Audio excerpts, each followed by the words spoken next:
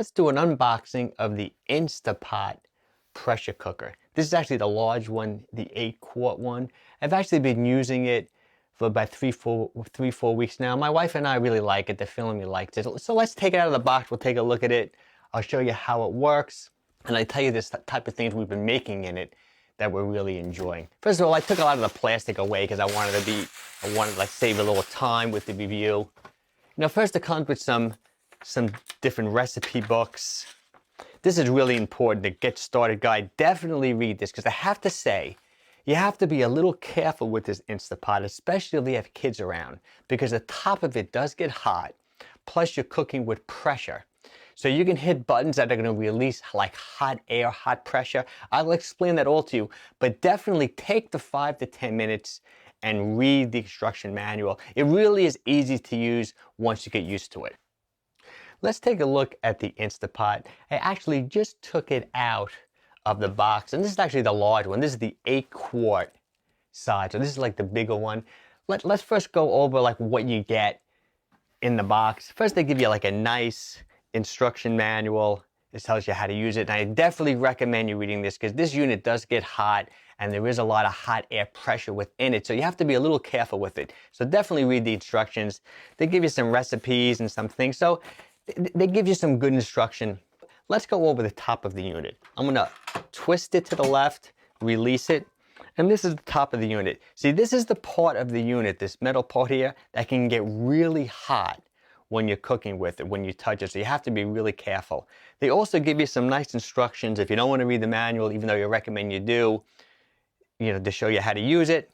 This is the release valve. So once it's pressurized, if you want to release hot air, you would press this down. And this silver button, this is the thing you have to really pay attention to. When this is sticking out, I hope you can see this in the video. When this is sticking out, that means it's under pressure. When it drops back down, that means the pressure's gone. So for example, if you're cooking with this unit and it's done cooking, but this silver thing is still elevated, you know there's still pressure in there. You have to wait until the silver button drops before you can open the unit, or you're going to get burnt. It's going to be a little dangerous. You can speed up the process, like once everything is cooked, if you want to speed up the process and release the air, because it can take up to 30 minutes to depressurize. You can press this button down, see how this pops up. I recommend that you wear oven mitts so you don't burn yourself, but definitely be careful with that. Let's look at the bottom of this. It also comes with a nice seal. This is the seal. They also give you a second seal, which is kind of nice. They also give you this metal tray, which is kind of cool. For example, if you're making, say, a big roast, we just made a big roast pork with this, and to take it out with all the liquid is kind of easy and safer to use this. So that's definitely needed and helpful. Now this is the 8-quart, so this is actually a big large one. We made like a 10-pound pork roast a couple of weeks ago, and it came out really well. I also do find though, when it comes to following a recipe, me and my wife had better success using less liquid than what's generally recommended. Like we just made like a 9 or 10-pound pork roast, and they wanted us to put 2 cups of liquid in it. We did that once, and we only put 1 cup in the last time. I think it came out better. But I would experiment with that. Let me show you the inside.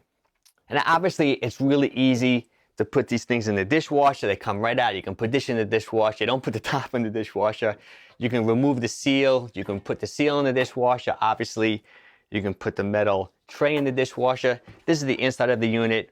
I'm assuming this button presses down, so I'm assuming when this is depressed, it goes on. But overall, I think we're really happy with it. My kids really like it. I like things where you can set it and forget it. In my mind, that's how you do it.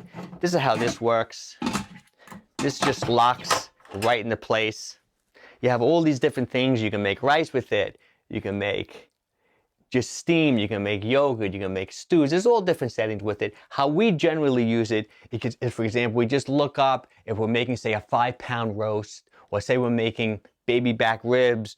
We look at the weight of the ribs, we look it up, and it says, okay, cook for 2 hours. We set it, and it can be confusing in the beginning because when first time I used it, I thought it was broken because it can take 10-15 minutes before the unit pressurizes. So first the unit has to pressurize. You'll see this silver button on top pop up, and then you'll see it start counting down with the cooking. And then once it's fully cooked, let's say you're making a roast that takes 2 hours. After 2 hours, it still has to depressurize, which can take 20, 30 minutes. You have to wait until this silver thing drops down. Be careful. If you want to speed up that process, like I said earlier in the video, you can press this button and that hot air will come out if you want to, start the meal a little bit sooner. But I don't think you'll be disappointed. I think it's a good machine. If you're looking for a pressure cooker, I don't think you'll be disappointed with the Instapot.